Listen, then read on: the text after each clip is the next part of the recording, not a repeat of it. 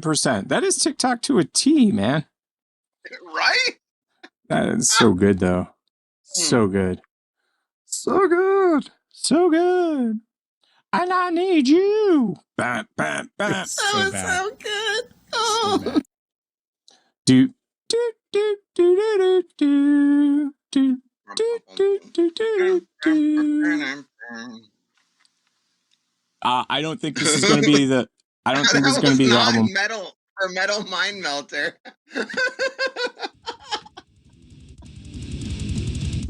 I don't know if this is the album that you want to hear, but this is the one I'm putting on.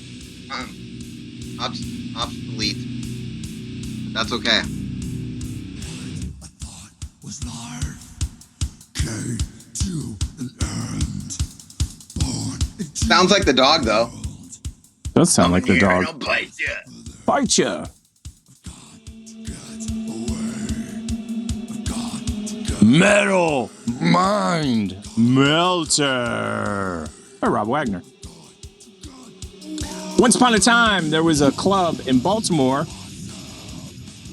called Hammerjacks. In 1993, Sepultura was primed to headline the Chaos AD Tour, and we're bringing along an industrial metal band known as Fear Factory.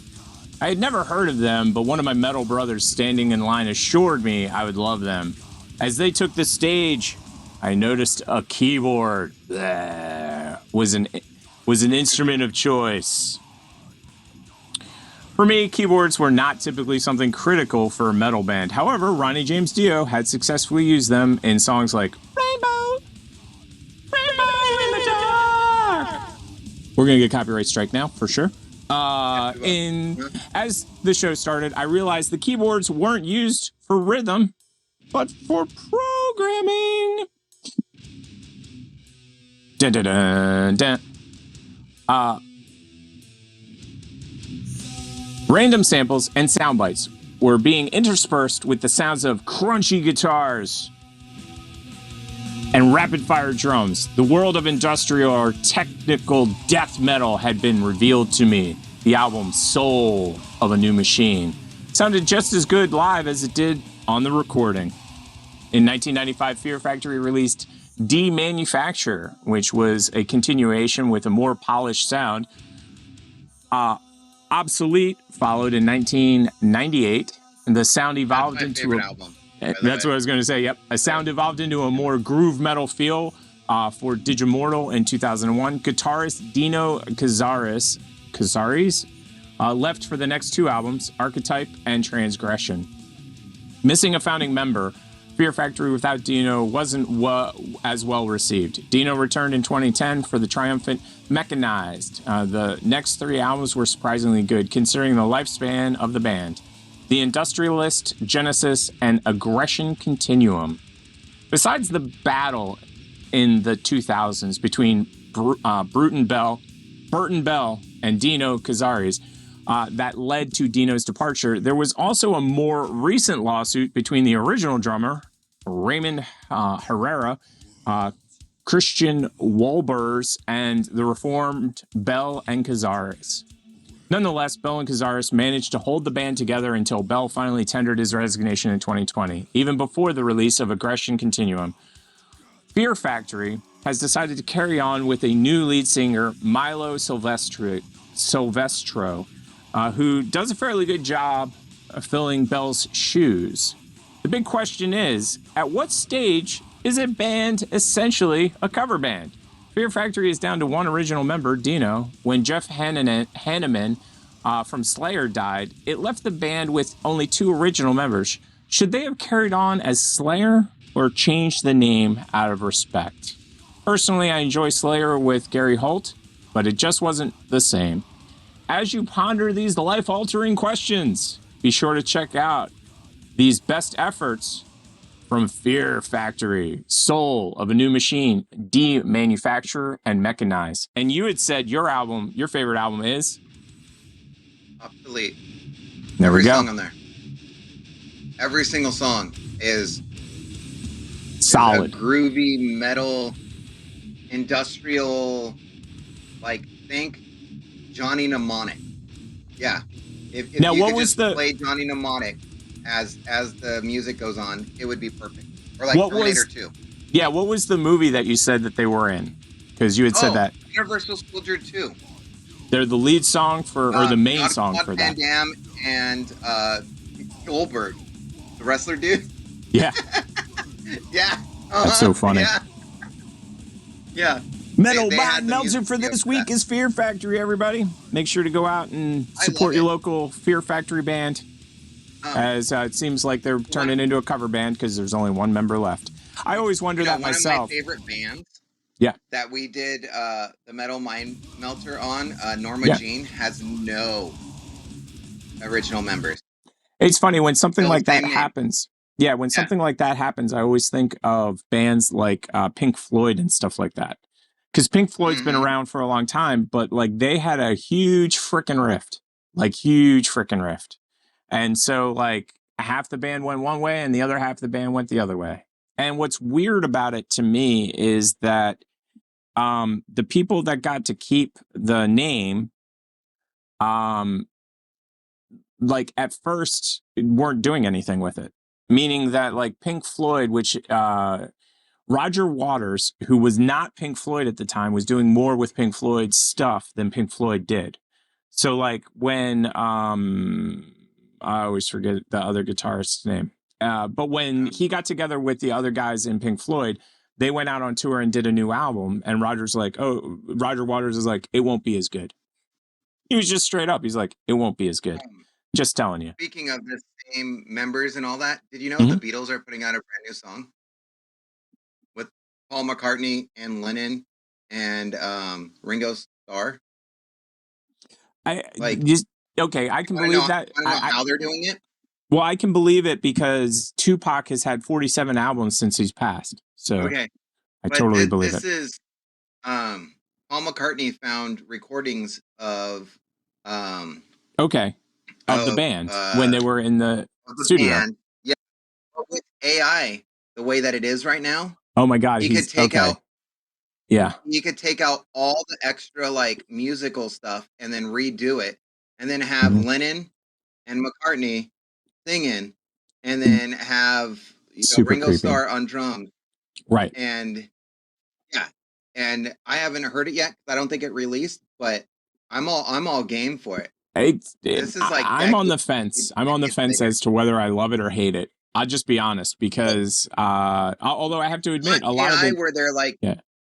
they're not making his voice; it's already there, so they're just like remastering it. No. I'm totally cool with taking a song and pulling things out of the song and remaking a new song. Yeah. I actually had a debate with a guy on TikTok because basically he did a complete mix and a complete master and he sent it to the band. The band decided they didn't want to pay him.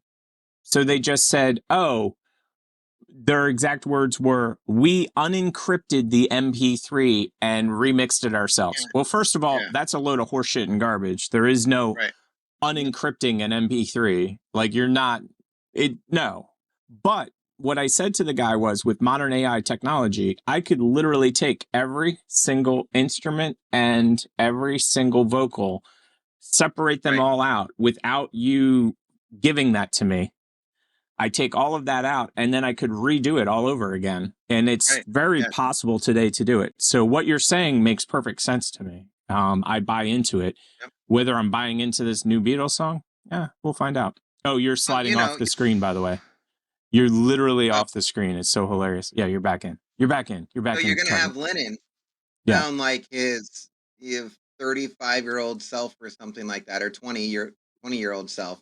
Then you're going to have the other one sounding like really they're old just going to sound guys. old. Yeah, they're going to sound like old guys. No, I agree 100%. Like when people are like, you like Johnny Cash? I'm like, yeah, his last 3 albums were amazing. Yep. All Rick Rubin. Because he had that like I don't give a damn, and he had two things going for him at the time.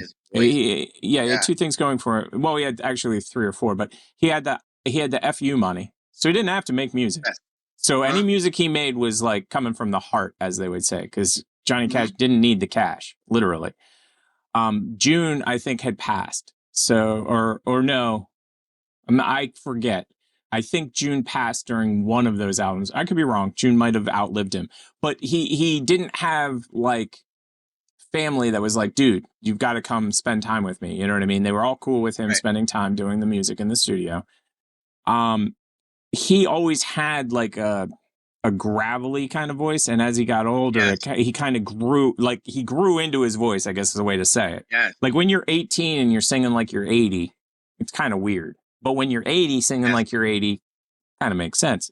And then he had Rick Rubin, like, and Rick Rubin's like a secret weapon. Like that's 100%. Like, and he started taking modern rock songs and making them his own.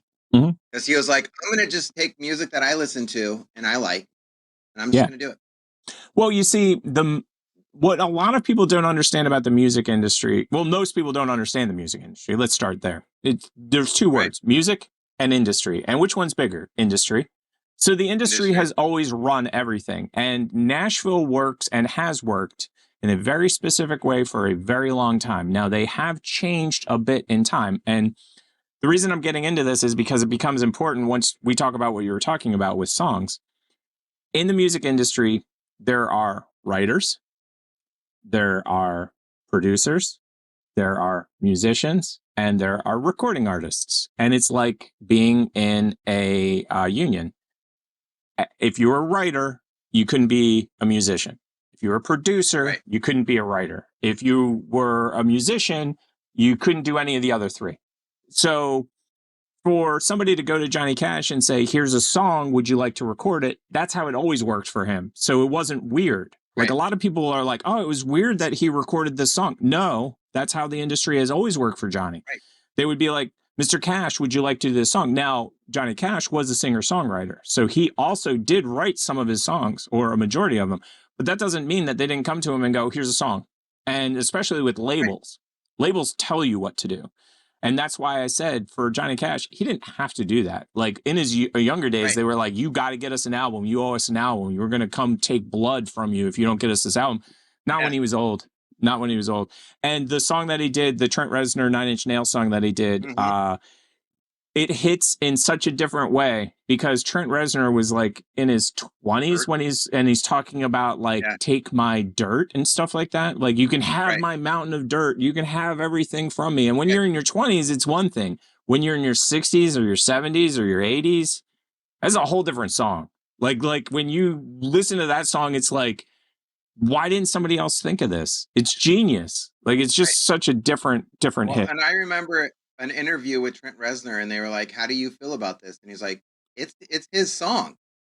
He made it his thing." Well, he also said he couldn't believe that. Like, I pretty sure I saw him talking about it as well, with probably either the same or a different interview. Yeah, he basically said it was as though he wrote it for him. Like he was like, I wrote the song, but he made the song. Like I wrote it and recorded it, and I like my version. He made that song the song that it is. You know what I mean? Like without him, it's a good song by 9 Inch Nails. I mean, it is. It's a really good song by 9 Inch Nails, but it ain't no Head Like a Hole. Like, let's be honest. Like Head Like a Hole was like the song by 9 Inch Nails. That's what put him on the map. So 1, 2, 3, or 4. 3. 3. I don't know what we have left. Oh, I do. 3. But you'll know in a second.